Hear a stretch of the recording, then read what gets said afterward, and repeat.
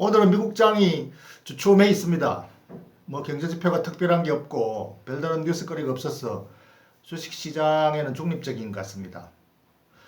하루하루 뉴스거리에 따라서 주가가 등락을 하는 것이 시장의 심리죠.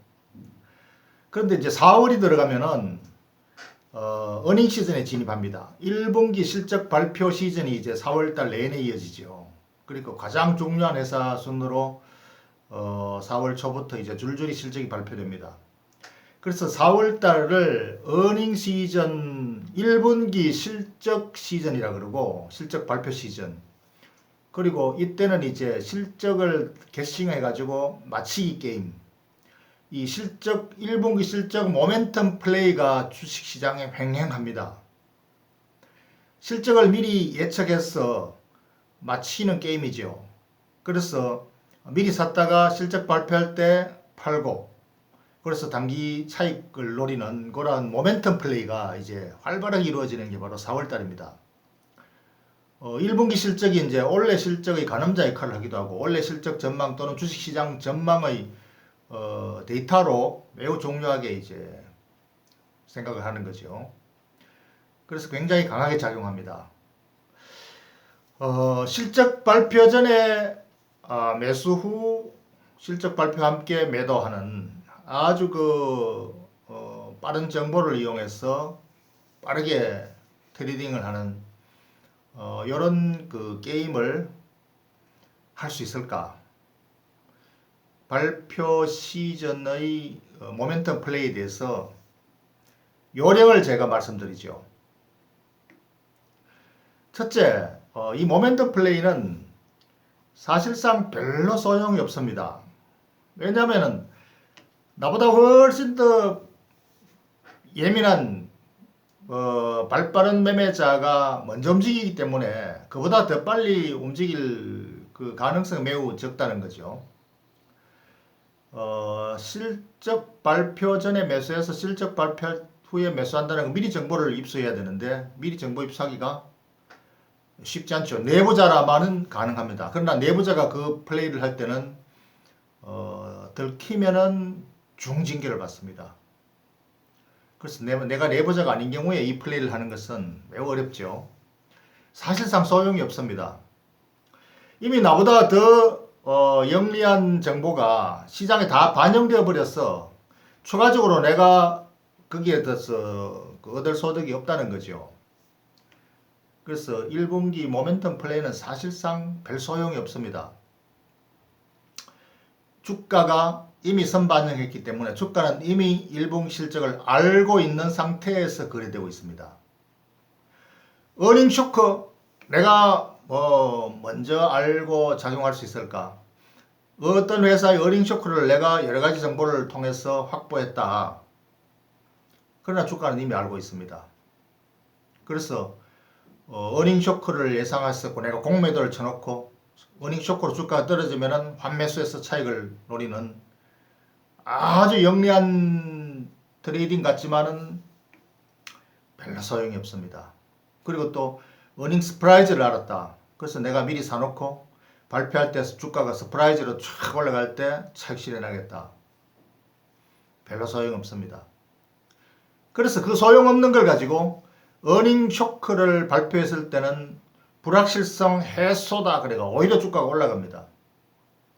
어닝 서프라이즈를 발표했을 때는 정보 노출 효과다. 그래가 주가가 올랐던 주가가 도로 떨어져 버립니다. 이게 소용이 없다는 거죠. 두 번째로는 차트 매매가 있습니다. 차트 매매자는 차트는 모든 것을 알고 있다. 모든 것을 미리 알고 있다라는 신봉을 한 그런 트레이더들이죠.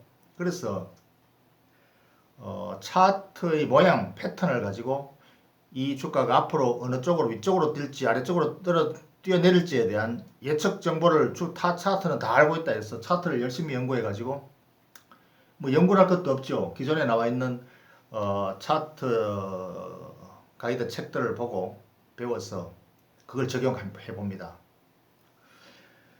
예를 들어서 이 아모레 퍼시픽 차트인데 아모레 퍼시픽 한때 차이나 효과 주도주로서 화려한 꽃을 피웠다가 지금 사드 사태 이후에 시들시들해가지고 지금 많이 추락해 있습니다. 그래서 이게 지금 차트 모양을 보면은 이게 패턴이 이게 쐐기형이라 그래가지고 이 차트 이후에 위로 올라가면은 상승 쐐기형이 되고 아래로 떨어지면 하락 쐐기형이 된다. 그래서 이 쐐기형이 어느 쪽으로 뛸까를 예상하고 있다. 근데 예측이 위로 뛸지 아래로 뛸지 확률이 반반입니다. 이 차트의 한계는 지나고 나봐야 한다는 거죠. 여기서 위로 뛰면은 지나고 나니까 이 차트가 바로 상승 쐐기형이었더라. 그러고 아래로 축 떨어져 버리면은 이 하락 과정 중에서 다시 추가로 더 떨어지기 하락의 중간 과정에 있는 하락 쐐기형이다. 이렇게 해석을 붙입니다. 그러니까 반 맞고 반 틀리죠. 부채도사입니다. 그래서 이것도 역시 별로 소용이 없습니다. 그럼 제가 마지막으로 세 번째 요령을 가르쳐 드리죠. 이 요령은 결국은 그 특별한 비법이 아니라 상식적인 것입니다. 상식적인 것. 우선 1분기 실적은 이미 제가 말씀드린 대로 주가 이미 다 반영되어 있고 차트에 다 반영되어 버렸다고 말씀드렸죠. 그러니까 1분기 실적을 가지고 플레이를 하는 건 의미가 없다. 2분기 이후에 주가는 이미 2분기 이후를 가지고 미리 움직여야 미리 선점을 해야 그것을 차익 실현을 할 수가 있는 거죠. 그러니까 2분기 내지 하반기 실적을 예상을 해야 된다. 전망을 해야 된다는 거죠. 그 전망을 하는 요령이 아니라 상식입니다. 첫 번째로는 그걸 가지고 애널리스트 리포터들이 많이 나와 있습니다. 원래 실적 전망, 또 1분기 전망, 추정치. 애널리스트 리포터를 열심히 쓰고 있는데 되게 비슷합니다만은 간혹씩 조금씩 다른 리포터들이 섞여 있습니다. 그것을 차근차근히 읽어보면은 게싱을 할 수가 있는 거죠. 아, 전문가들이 어떻게 보고 있는가. 그러나 그 전문가들이 맞히지는 못합니다. 자기 관점에서 여러 가지로 종합해서 추정을 하는 걸 쓰는 것이죠.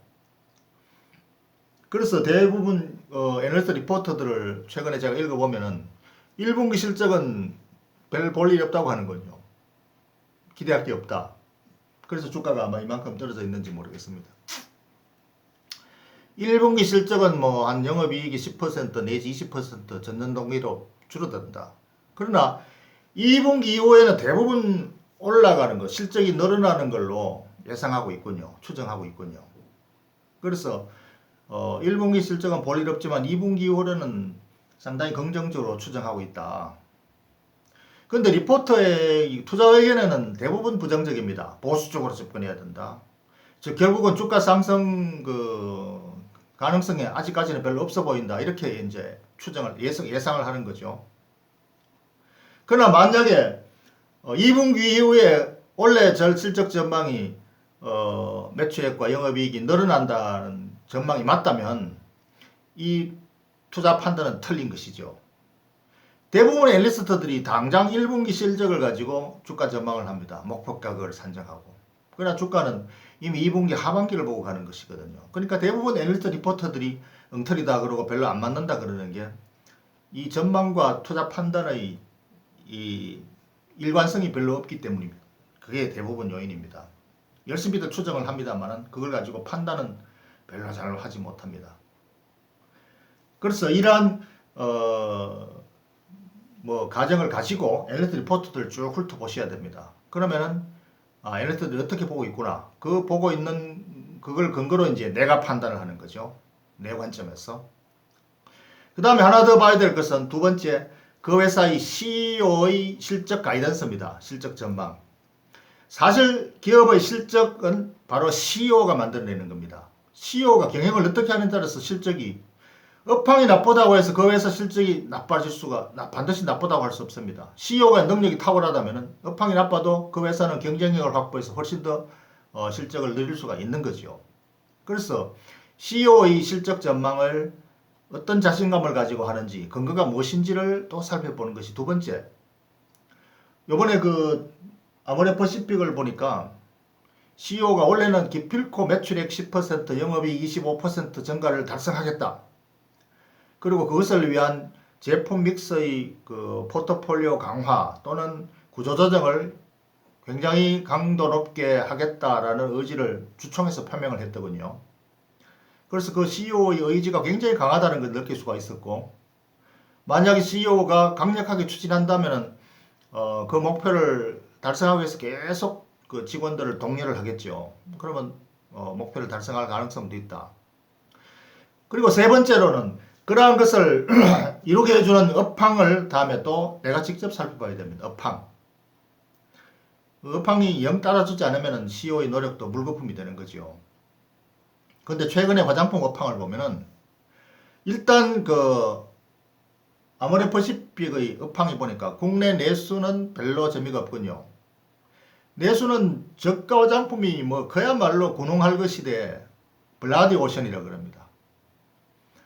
과거에 선점했다가 누렸던 그런 것들이 뭐 지금 다 깨지고 그야말로 뭐 난장판입니다. 중저가 화장품이요. 그 시장을 재편하는 제품 믹스를 열심히 이제 구조조정을 한다는 것이 바로 그 때문인데, 그런데 고가 화장품이 설화수 브랜드는 굉장히 지금 잘 팔리고 있고 중국에서는 작년에 40% 성장을 했다고 하는군요. 이것은 설화수뿐 아니라 설화수와 경쟁되고 있는 세계적인 그 고가 화장품 로레알, 이 로레알이 작년에 중국에서 가장 좋은 실적을 냈고 영업이익이 25% 늘었다고 하는데 설화수는 40% 늘었다고 하니까 설화수 경쟁력이 별로 뒤지지 않는 거죠. 그래서 고가 화장품은 지금 굉장히 경쟁력이 있다. 그리고 이 중국 시장에서의 그 트렌드는 작년에 그 불황에도 립스틱 효과로 인해서 좋다고 지금 로레알 CEO가 그 CNBC 나와서 뭐 굉장히 자신있게 얘기하더군요. 올해도 전망이 좋다고.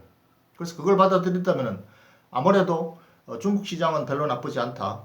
그리고 고성장세를 이어갈 수 있다고 국내 시장 구조조정만 좀 하면 될 것 같은 그런 생각이 드는군요.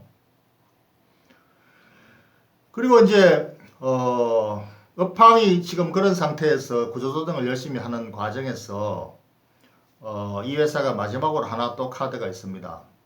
자사주를 매입을 시작했군요.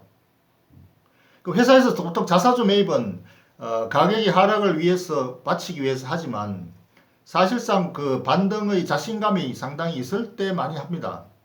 그래서 이 자사주도 결코 효과가 있을지 없을지 부정적으로만 생각할 게 아니라 추가적인 다른 그 여러 가지 업황이라든지 이런 걸 감안해서 볼 때 이 자사주 매수도 상당히 주가를 받치는데 기여를 할 수가 있다. 그런 긍정적인 측면이다. 그렇게 본다면은 제가 만약 이걸 판단한다면은 이 정도 종합적으로 판단한다면은 지금 매수해 볼 만한 시점이다. 그렇게 판단을 하겠습니다. 이것이 바로 요령입니다. 특별한 비법이 아니라 상식적인 판단을 해서 배팅을 하는 것이죠. 그러나 만약에 배당 투자로 아주 장기적인 투자를 하는 투자자라면 이 아모레퍼시픽은 아무리 주가가 올라갈 뭐 가능성이 있다고 판단이 되더라도 별로 바람직한 종목은 아닙니다.